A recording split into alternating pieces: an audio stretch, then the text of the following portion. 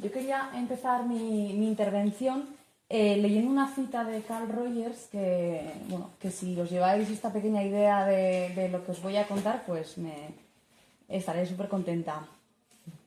Dice así: no sabemos si los problemas seleccionados por el orientador son en realidad aquellos para los que el cliente necesita recibir ayuda.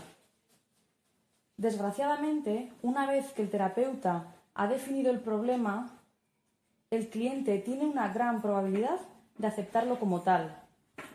El tener a una persona ajena a uno mismo diagnosticando, aconsejando y llevando la dirección del tratamiento puede servir únicamente para que crezca la dependencia del sujeto y disminuya su capacidad de resolver los nuevos problemas de adaptación que surjan en el futuro. Considero que haber añadido la perspectiva sexológica a mi trabajo como ginecóloga ha enriquecido mucho esta parte. Inicialmente, pues una profesional y la otra profesional discutían. Una trataba de hablar a la otra y la otra a duras penas escuchaba o entendía. Y ahora pues cada vez más voy incluyendo en mi trabajo pues una conversación entre ambas que es ya entre ambas y no una hablando a la otra, en la que además pues va siendo indistinguible cuál de las dos está hablando, o me encantaría que fuera así. Bueno, nuestra medicina considera que los sujetos son un conjunto de órganos y de aparatos y evalúa la función o la disfunción de estos. El manejo que tiene la medicina ante un síntoma en concreto es muy protocolario, muy estanco y bueno, pues tendemos a basarnos en guías y la actuación es bastante cerrada, casi siempre, ¿no? De manera que el sujeto concreto que tenemos sentado delante pues muchas veces no hace variar la actuación, sino lo que hace variar la actuación es el síntoma o el diagnóstico que presenta. Por ejemplo, ilustrativo de esta parcialización pues es la tendencia que tendemos a la subespecialización, ¿no? Ya no somos especialistas o profesionales de la salud, ya no somos profesionales del aparato o especialistas del aparato genital femenino, sino que somos, pues por ejemplo, profesionales del dolor pélvico crónico de la mujer. En las consultas también pasa esto. Sucede que las consultas, cuando un paciente llega a la consulta no lo sabe, pero muchas veces se van organizando por temas y uno pasa en una mañana la consulta de patología de la piel, de la vulva. Y todas las pacientes que reciben en esa mañana se deben a eso súper concreto. Bueno, conocer en detalle las características de cierta área, de cierto órgano, ayuda mucho en el manejo de esta patología. Pero pues muchas veces estamos tan centrados en la enfermedad que estamos cegados por esta y no llegamos a ver al sujeto. Parece que además hay una opción válida predeterminada que conocemos de antemano antes de que el sujeto entre y se siente en consulta. Además es una opción que quien se sienta en consulta desconoce totalmente y es el profesional quien la conoce, quien la propone y quien la dispone. A veces bromeamos, o lo he hecho yo desde luego, con la ironía que me caracteriza, pues cuando hay muchas mujeres en la urgencia, decir vamos a hacer pasar a todas las mujeres con picor vulvar juntas a consulta, que explorar a todas juntas y pautar a todas el mismo tratamiento y terminar así el trabajo pues mucho más rápido. A las disciplinas sanitarias les gusta basarse en certezas y en evidencias. Manejan bastante mal pues, la ambigüedad, la incertidumbre, la inconsistencia. En diálogo con esa incertidumbre, George Engel, psiquiatra estadounidense, propuso, y leo: Cultivar la curiosidad del profesional para que tenga una ingenuidad empática que le permita mantener la mente abierta y sorprenderse como si fuera otro médico viendo al paciente por primera vez y descubriendo lo que en anteriores visitas no había sido capaz de apreciar. El profesional que pasa una consulta monotemática pues está bastante poco predispuesto a que el paciente le sorprenda. Está muy poco preparado para ver lo que no espera encontrar. La sexología, que es la otra disciplina desde la que pienso, no atiende a un síntoma en concreto, sino que atiende a un sujeto en concreto. Atiende a este sujeto particular con sus circunstancias particulares y no tiene un marco de conocimiento y de actuación ante cada síntoma, sino que tenemos el marco teórico del hecho sexual humano que acoge a todas las realidades humanas. La medicina considera muy valiosa la actuación técnica, ¿no? Como pueden ser los fármacos, las cirugías, entre otras, para la resolución del síntoma, ¿no? A menudo, de hecho, nos cuesta no recetar un tratamiento o no pautar nada, ¿no? Incluso aunque pensemos que es lo óptimo. Muchas veces, pues aunque sea llévate estos probióticos o ¿no? esta cremita, porque es la herramienta que manejamos. Sin embargo, la sexología no pone en valor la actuación técnica, sino que pone en valor el sujeto en concreto que tienes en consulta y sus posibilidades de desarrollarse y de vivirse de una manera pues agradable. Estas dos disciplinas, la sexología y la ginecología, pues son distintas y a pesar de que parecen distantes, considero y lo intento tender un puente entre ambas, donde una ve pues, síntomas, órganos, funciones, la otra ve sujetos, donde una ve al qué, la otra ve al quién. Pero en todos los pequeños espacios de actuación ante el síntoma, pues sí que hay un poquito de una pequeña brecha para atender al quién, ¿no? Y así llegar a entender mejor qué le está sucediendo. Considero que la oportunidad para el entendimiento y la aproximación entre las dos disciplinas es, como proponía Engel, la asistencia centrada en el consultante, la medicina basada en los significados del paciente, ¿no? en el propio paciente y en los significados que éste le da a lo que le ocurre, y no una medicina centrada en los significados que le da el profesional a lo que le ocurre a quien acude a consulta. En nuestro sistema curativo de enfermedades nos centramos mucho en las pruebas y en los tratamientos, y en este camino pues nos dejamos muchas veces atrás a los pacientes. Pues este sistema produce médicos que creen mucho más en su capacidad de curar que en la de cuidar. Nos olvidamos de cuidar. Sobrevaloramos los procedimientos técnicos frente a la pasadísima de moda compasión, ¿no? Que compadecernos no es pues sentir pena o lástima por el paciente, sino reconocer su sufrimiento y tratar de aliviarlo. El modelo biomédico, que se centra tanto en las pruebas, le parece que toda enfermedad se explica por las variaciones, por las desviaciones de la norma de las variables que medimos, hasta tal punto que consideramos que si algo está alterado en una prueba es que hay una enfermedad, cuando en realidad no es así, ¿no? Medimos valores, medimos niveles de hemoglobina, medimos milímetros de mercurio de la tensión arterial, medimos el tamaño de un quiste y a partir de ahí hacemos una extrapolación a que hay o no haya una enfermedad y nos olvidamos pues, de la dimensión pues, psicológica, de la dimensión conductual, de la dimensión pues, mucho más amplia de lo que está sucediendo. Pues hay personas con una alteración analítica que se sienten estupendas, a quien se les dice, pues no, estás enfermo, tienes una alteración, por tanto, aunque te sientas bien, estás enfermo y vas a llevar este tratamiento, y hay gente que se siente mal y que, como en las pruebas no se llega a ver nada, se les dice reiteradamente, estás bien, no tienes nada, no tienes nada.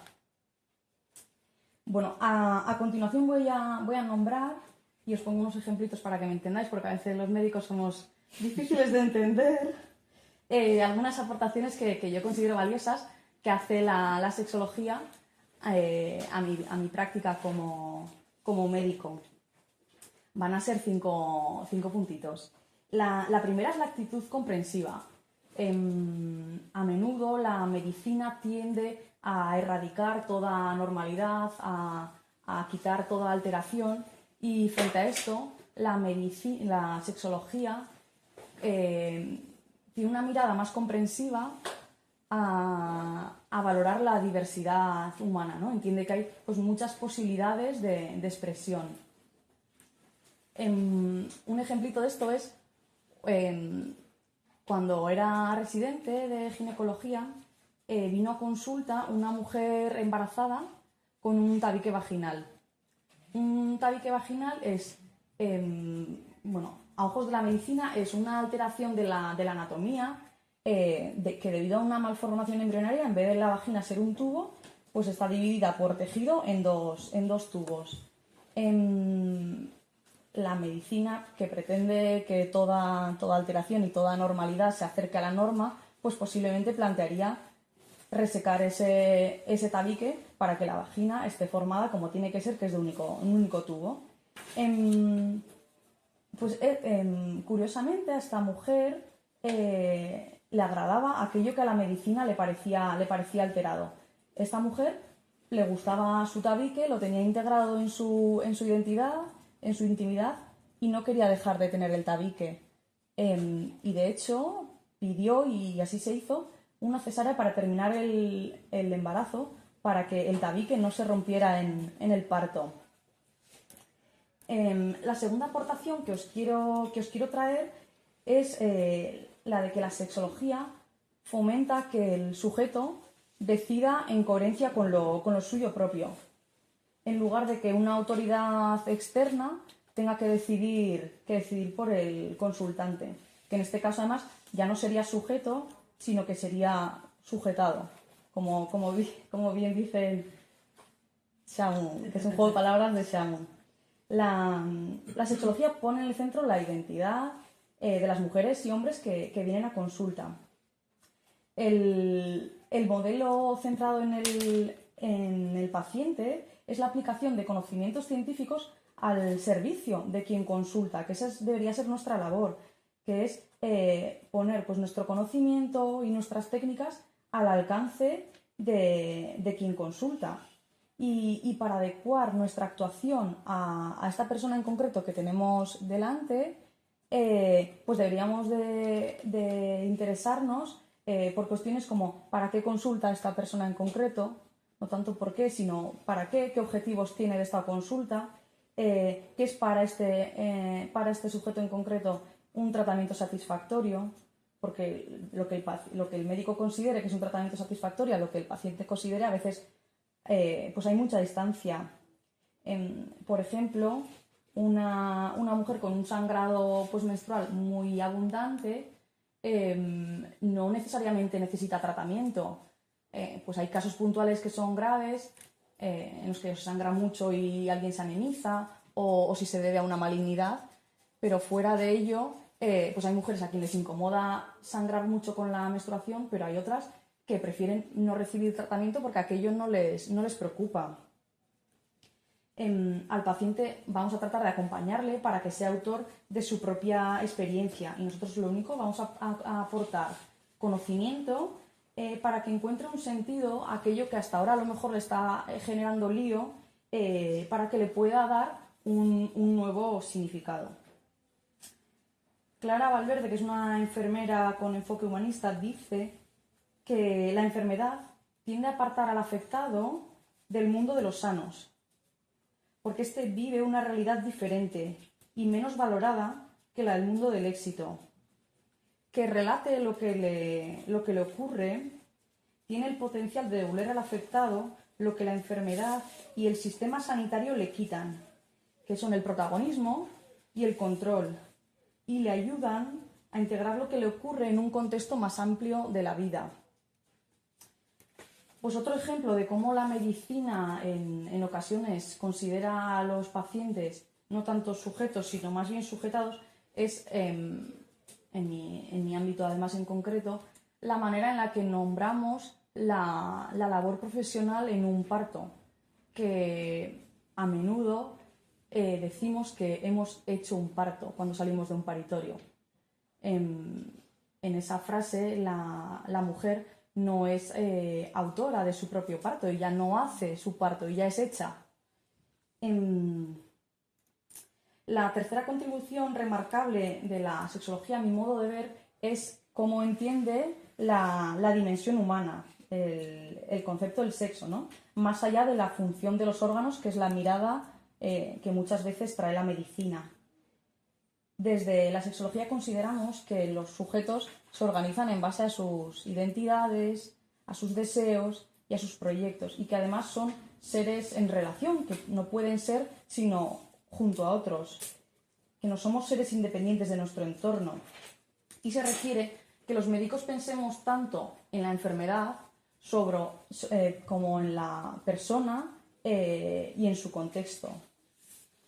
Trabajamos con mujeres en concreto, con hombres en concreto y con sus propias circunstancias, y no con la histerectomizada en mayúsculas, la del cáncer de mama en mayúsculas, ¿no? O sea, es habitual que digamos, ¿quién viene a primera hora al quirófano? ¿La mama? Pues eso. Y esta categoría, estas etiquetas, reducen toda la dimensión humana a eso con lo que se designa, ¿no? Tomando más protagonismo pues, que los propios sujetos. Mediante la narración de sus propias vivencias, los sujetos, cuando la narran, llegamos a ver quién es la persona y no tanto qué es lo que tiene. El cuarto aporte que me parece recalcable es la noción a quien andamos dando muchas vueltas, que es la biografía. La sexología, en lugar de atender a síntomas, atiende a vivencias, a relatos de personas. Gregorio Marañón, a quien ya se ha nombrado, que fue un médico internista y padre de la endocrinología española, quien además da nombre al hospital donde me formé, hizo pues, aportaciones muy interesantes a la biografía y también a la sexología, ¿no? A pesar de que han sido poco reconocidas. Decía que la historia de cada enfermo debe ser no solo clínica, sino también biográfica, y que no hay enfermedades sino enfermos. El proceso de la enfermedad no es la interpretación mecanicista de lo que ocurre en el cuerpo. Lo importante no es qué enfermedad tiene, sino la propia experiencia del sujeto de esta enfermedad. Cómo se explica, qué significado le da a lo que le está sucediendo.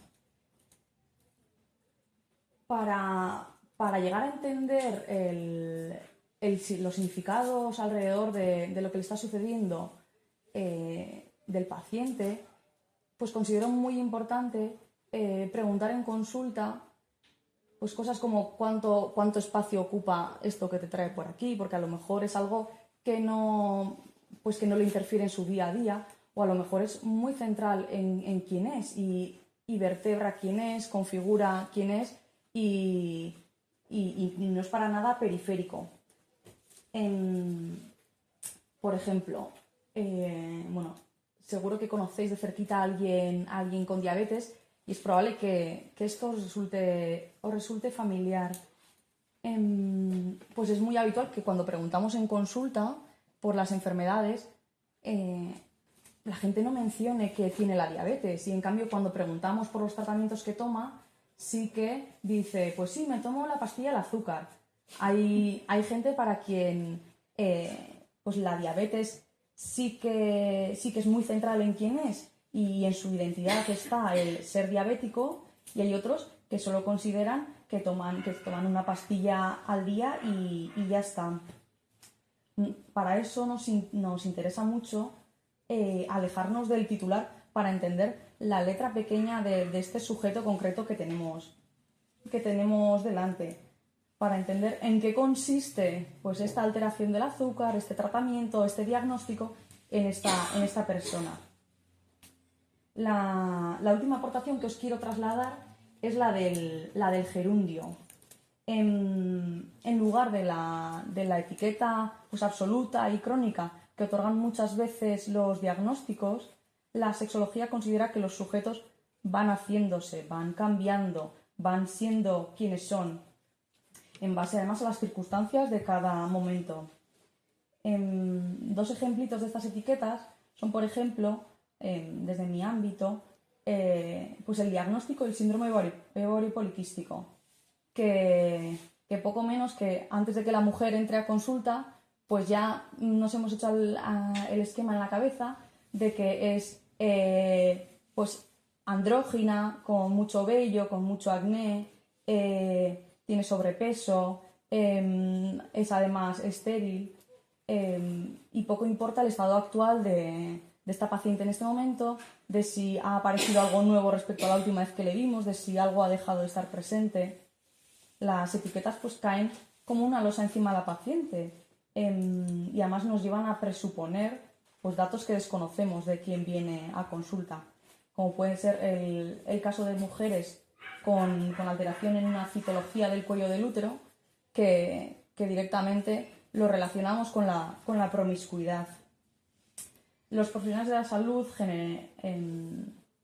creamos generalidades y los pacientes, en cambio, insisten en encontrar significado a su sufrimiento particular. Vale, para terminar os quiero trasladar unas pequeñas reflexiones más sobre mi labor. Algunos individuos experimentan como enfermedad condiciones que otros viven pues como obstáculos, como problemillas de la vida.